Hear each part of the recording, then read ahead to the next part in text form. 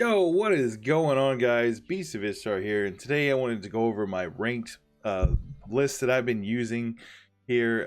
Croc on Crate Veterans, also known as my name is Crack is Whack. Just something funny to come up with for names.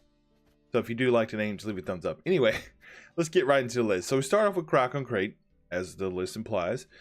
And for golds, we have Triss Telekinesis. She's really good. She pulls out the reconnaissance or anything that your opponent might be using that's helpful. Like if you're playing against Alchemy, a Malcolm L can be good to go into a Swallow Potion. Owls of Thunder against Scoia'tael is really nice. So you do have some variety with her. She's really strong. She's one of the strongest golds you can have that's like universal. So it's definitely one of the things. We do use Geralt Igni because he's really good against the Great Sword matchup. He's really good against Consume if they have like a really big buffed unit. So he's just all around a good card for this deck.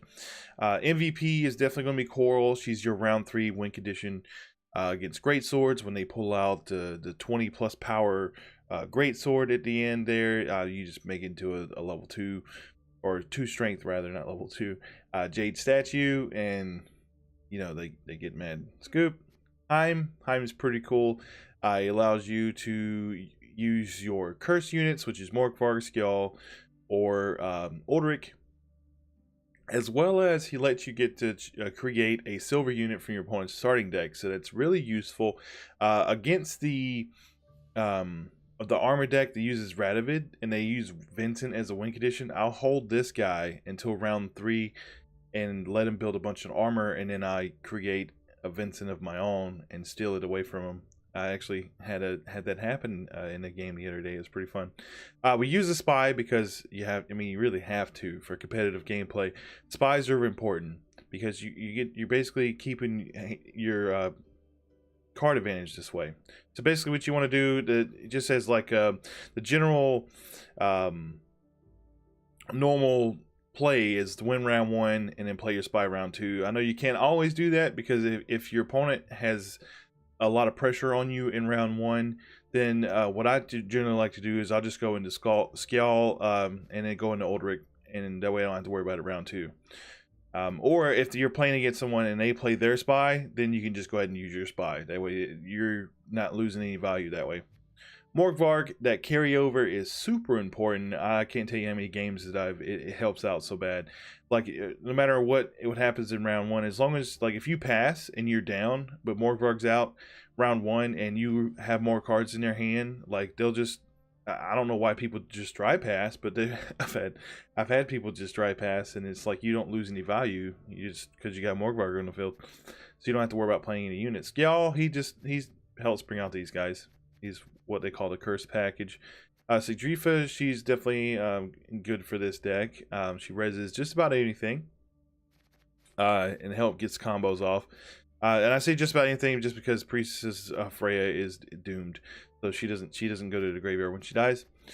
Owls' Double Cross, it helps pull out the veterans. It can help pull off an Uldric if you want a 15 strength spy, which is it's okay. It's not the best, but it does help against Sabbath. So what you do is you can, if you're playing against Sabbath, because you just right now in this current state, this deck has a hard time against that deck. You don't play it all the time, but more and more people, at least on the lower ladder, they are starting to just put Sabbath in everything, and it's really annoying, but you just have to play around it. So pretty much what you're gonna do is you would let them power up, let them use Mandrake or Swallow Potion on the guy, and then you bring out Uldric on them, and then you Geralt Igni. Like that's pretty much like the easiest way to get rid of it. But if they have Renew, then there's a problem, you know. So you have to just keep working around it. But for the most part, without that, which we'll go into text once we go through the whole list here. We'll go through text, but for in its current state, that's Uldric. The Uldric Igni combo is the only thing that stops Sabbath in his current state. Then you got Restore. Restore is my win condition card that I use for the Bearmaster. Like I let him get powered up to 8, and I mean just 8 in a bear is already 19. If you use veterans after that and you power them up to 10 or 11, then that's, you know, 20, 21, 22 power. I mean, it's, man, I can't tell you how many games I've won on the ladder just by ending with this guy. So on Craite Swordsmith, he's useful against decks that do poke. So if it's like a weather deck, if it's alchemy, if it's the, what's it called, Death Wish. There we go. I was trying to think of Resurrect, but it's not. That's not what it's called. Death Wish, where they had like the Arc Sport, it does the damage, or the Rot Fiend and things like that, where they're just hitting your units. Then this is where this guy comes in handy. He comes in, he heals the ally, and then he gives them 3 armor. So it's really, really, really useful tech.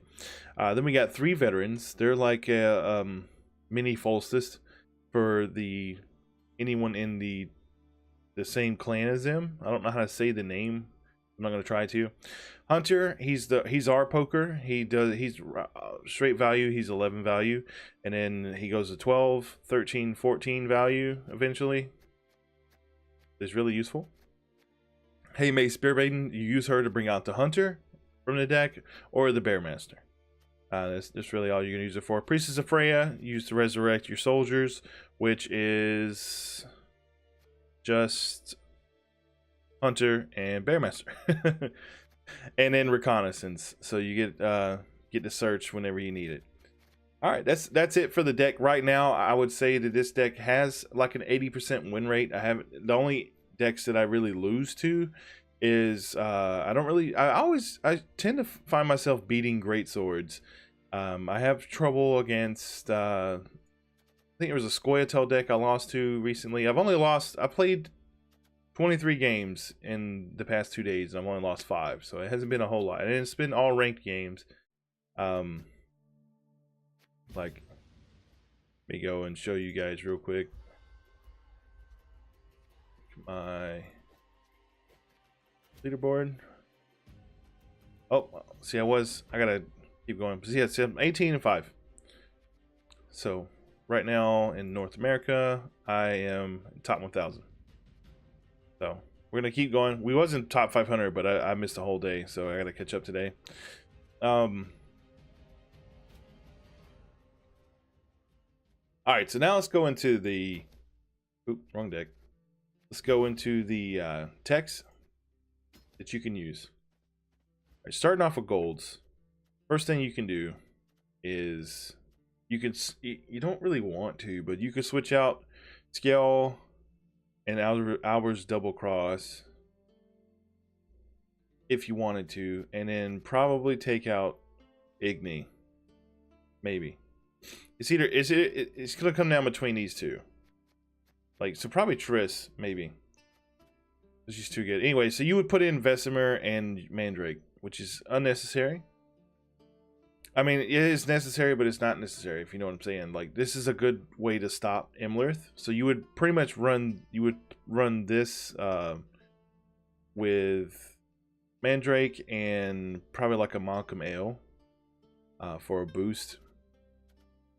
But that's the only golds you would probably replace. Like, I would love to put Dandelion Poet in here. He's a good card, but, you know, we don't need him. Silver-wise, you would run, you could throw in a Mandrake, which you don't really have to. So if you're having problems against Imlerth, the card to run would be Champion of Hav. So we're actually going to work on this today and get this guy built. So there's that. For silver replacements, I think that's it. Just Mandrake, or I also thought about throwing in Evader Maker as a tech. We're still gonna play with that. We'll see. We do poke, so I mean, Iris von Emmerich could be a good strategy, and she's cursed, so you can bring her out with Scowl. So that's definitely stuff we'll have to sit there and play around with. Definitely would like to get past the trolley decks in the ladder first before we decide to just abstractly change the meta. I think that's it for today. With that being said, let's jump into a gameplay. My name is BC Vistar, and I'll see you in the next one. There will be no negotiation. Alright, playing against Craite. See how we do. Alright, so first things first, you want to get rid of the Freyas. You don't necessarily need them right now. Bear's fine.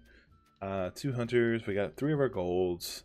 These are fine, because pretty much you're going to round one of these guys to boost up everyone else. So we're going to swap this. Oh, we got 3 bears. That's alright. I was trying to get a spear maiden. Everything all right? But anything's better than getting the cards you don't want to get, like Morgvarg or anything like that. So, okay, so he's playing hand buff. Alright, so let's go ahead and go for Morgvarg. Comes out as an 11.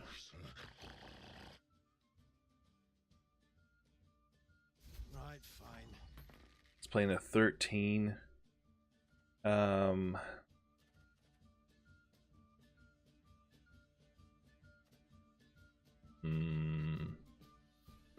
We can do a 12 or an 11. Really it. He's probably going to pass after I play this bear. Hey, don't like you.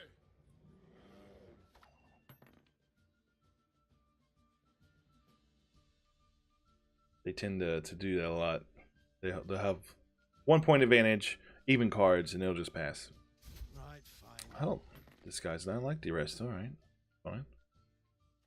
Hear what he's doing.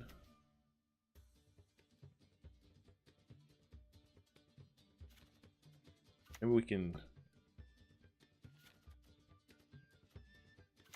go for this first.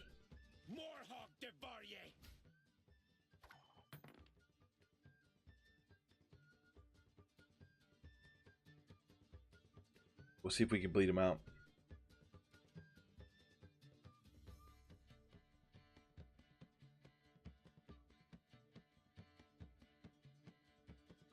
So if we need to, we can go into this.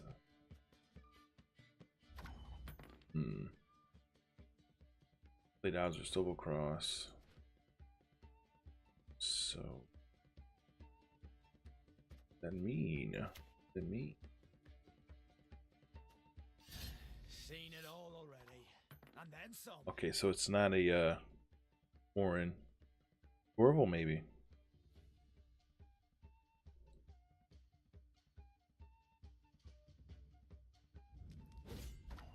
Oh, smooth pass. Then it is a Torrible. So it'll be, I think she's 7 value, should be at 9, 11, 12, 13. So I have to beat 13. I'm already 7, gotta beat a 6. I'm gonna play a bear. Hey, don't like you. Okay. Oh, it was the guy. I'm glad I did that.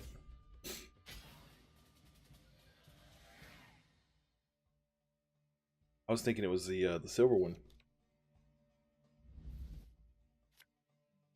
Right. We don't need both of these, so yeah. And we're gonna go Heim, Skjall, Uldric. Just one morsel. We'll go at 'em together. We'll get Princess Freya.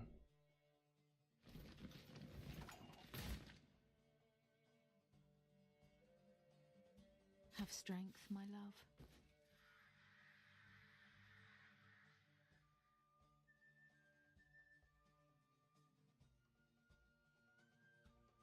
Blood and neck ends. It's a million vods. I sense strong magic.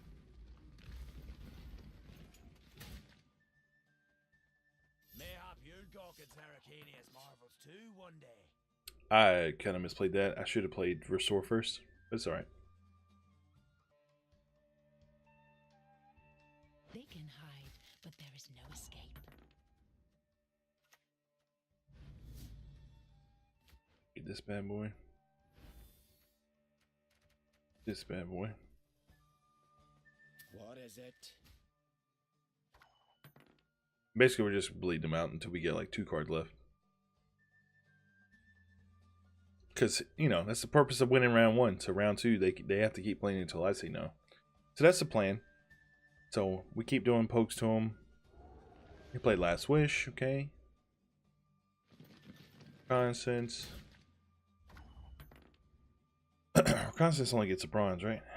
Yeah, okay. So it's the same guy that he got last time. Alright. We'll go for a bear. Bow before modern Freya.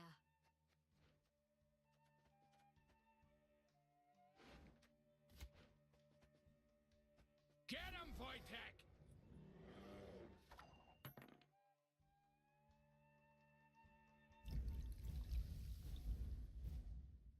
Alright, this is where that tech card comes in handy, the Armor Smith.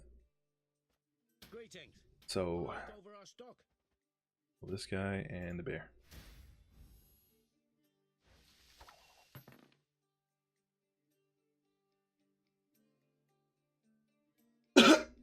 Excuse me.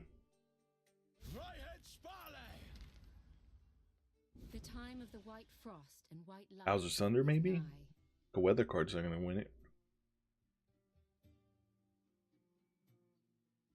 He'd have to play Bowser's to take the lead. But what's he gonna hit? There you go, 7. Oh, he didn't take the lead because we have shield.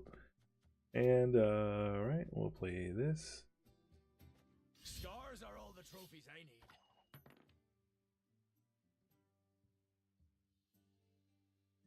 Oh, he's playing his spy. We were not the ones to start this war. Got him to play his spy.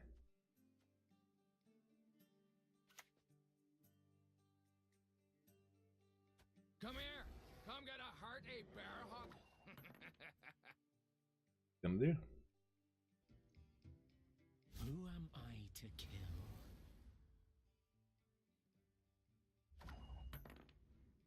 He'd have to scorch twice. Then he would have to scorch again. The Ethne be his play.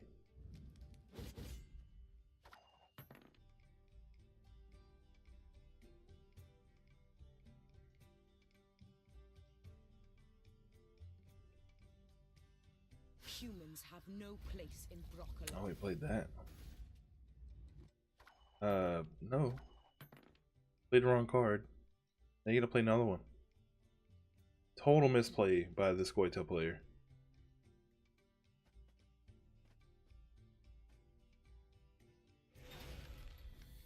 Man, a Mandrake. Yeah, he definitely lost.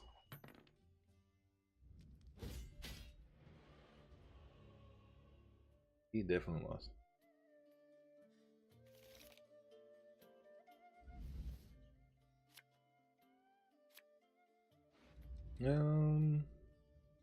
That's fine. A bite. Just one morsel.